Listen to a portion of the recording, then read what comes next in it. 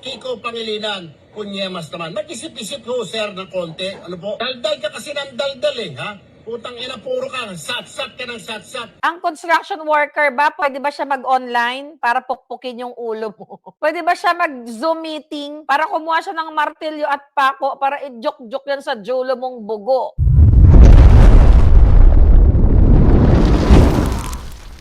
Alright, dapat tayo nagbumuni-muni, nagbabasa tayo ng mga balitang katakataka, balitang kajotahan dyan sa Pilipinas. Ito, natagpo ang may isang senador na magnanakaw ng identity sa Amerika at hindi may paliwanag ang biniling $1.7 million cash na bahay dito sa Porter Ranch, yung nagdagpalitalinuhan na garok naman ng utak. O gusto ko kasi sagutin kasi ang lakas makabobo nito. Again, ito pa rin ay nagsimula dito sa Amendment of Senate Rules na in-explain ni Senate President Cayetano, kang Senator Marcoleta, at syempre in-oppose ng yung mga senador na mga talunang NETPA. Sabi ni Eric Sylvester, ito ang isa sa mga boss naming lahat na nasa gobyerno. Araw-araw pumapasok at nakabilad sa arawan. Tapos, ang ilan sa amin gusto online magtrabaho. Nakakahiya. Oh my God. Diba? Boss daw niya yan mga construction workers.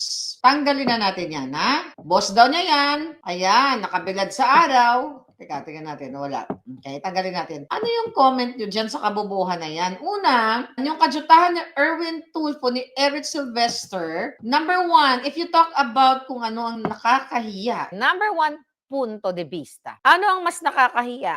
Yung maging tanga na katulad mo, na dati minumura-mura mo si Virus at si Kiko Matching. Tapos ngayon, dahil pareho na kayong miyembro ng Maleta Gang, hindi ka nagalit dun sa sinasabi mong magnanakaw o ano-ano, pinagmumura mo yung dalawa. Ikaw ay kain suka. Pati tubol ni Lisa Tanas kinain mo. Mas nakakahiya, Eric Sylvester, ang magnakaw ng identity at mabawian ng peking citizenship at ma-flag ka sa gobyerno ng Amerika na lumabag ka sa batas ng Amerika sa pagnakaw mo ng identity. Mas nakakahiya yung hayop ka dahil ikaw ay kabilang sa Maleta Gang. Kinukumpara mo ang construction worker na sinasabi mong boss mo, ikaw ay emotional appeal. Okay, nabasa ko yan kaya palangga natin Edwin Hamora. Alright, nag-ano siya dyan, may komento din siya dyan.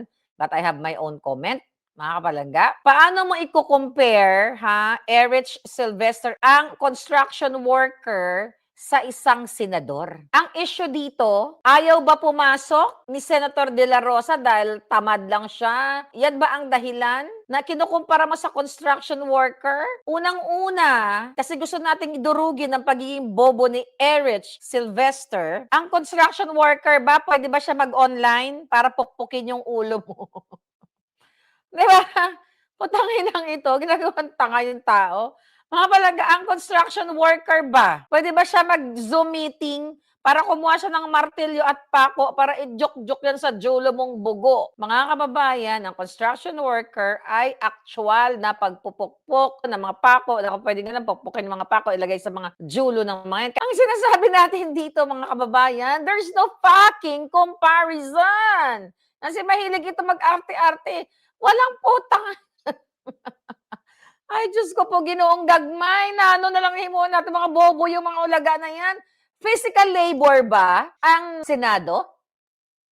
Kailangan ba ni Bato magpuk-puk-puk-puk? Senador ka, bobo ka, hindi mo alam trabaho mo? Ikukumpara mo ang construction worker. Ano ginagawa niyo dyan sa Senado? Di ba nagdidebate kayo? You can debate through online. You can legislate through online. You can vote through online. You can do hearings through online. You can do policy making online. Di ba? Pwede ka nga mag-contempt through online sa mga resource person nyo dyan. You can ask questions through Zoom meeting, through teleconferencing, video conferencing, di ba? Ang construction worker ba? Pwede ba niyang pukpukin yung ulo ng pako para diretso dito sa mga ulaga na to habang online? Pwede ba itusok ni construction worker yung mga steel bar through online?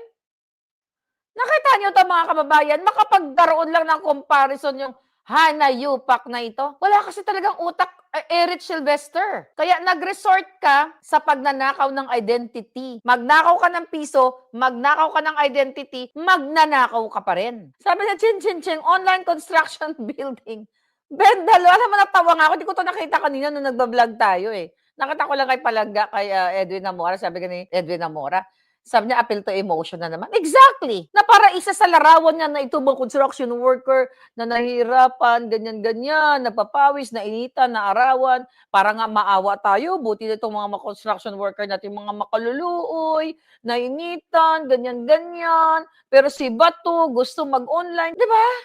Anong kabubuhan yan? Unang-una, ang mga construction worker ay biktima ninyo. Bakit kamo naging biktima yan, mga kababayan? Bakit biktima yung kawawang mga construction workers natin? Magkano lang ang sweldo ng mga yan? 700, 800 pesos a day? Dahil yung mga contractors, yung mga construction company, sinasamantala yan, yung mga construction workers na yan. At hindi nyo iigting ang batas para bigyan ng benefits, okay, ng safeguards ang ating mga construction workers, Eric Sylvester ka. Imbis na magbida-bidahan kayo, walang comparison ang trabaho ng senador at ang trabaho ng kongresista. At unang-una, ang trabaho ng senador, katulad ninyo dyan, ay mag-bend the law. Kung yan ang ilagay, pagdebatehan nyo yan, mag-push kayo. Kasi ang trabaho nyo mag-legislate. You can legislate. I can legislate kahit nasa bundok ng hibok-hibok as long as online. Diba? Now, online ngayon, e-signature. Kaya nga na ba, nag-i-evolve ang mundo.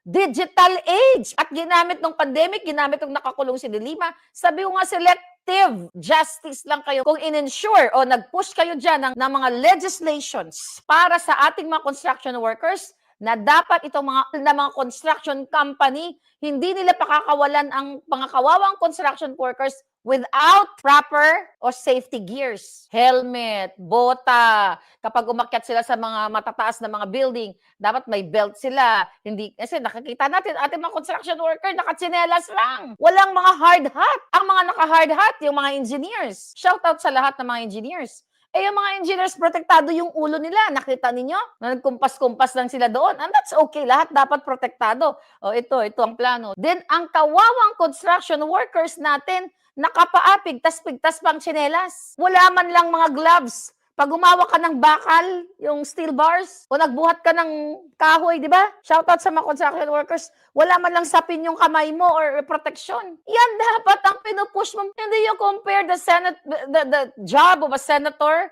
at job of ang job ng construction worker. Pwede ba mag-online? Lagarin ng construction worker yung bahay. Ganito kabobo si Eric Sylvester. Ang Senado, ang trabaho nila, pwede talagang online kasi ginawa nga nila nung pandemic at nung nakakulong si Dilima. Pakinggan na natin itong kaputahan nitong hayop na to. Okay, in the past. Ito ang yabang mo. Di ba? Kampi-kampi kayo ngayon ni Kiko Matching. Kiko, makinig ka, sir. Ha?